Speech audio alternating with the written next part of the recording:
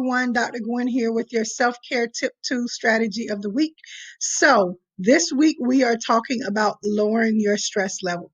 And one way to do that is by just taking time to look at the people, places, and things.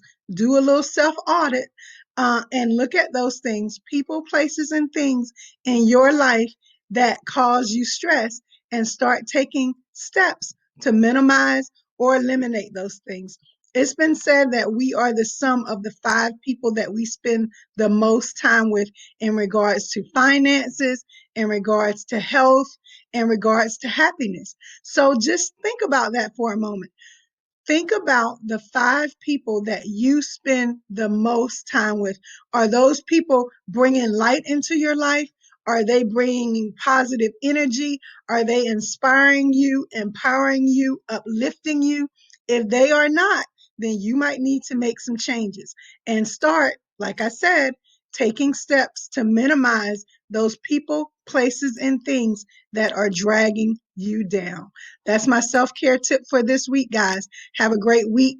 Remember, self-care matters.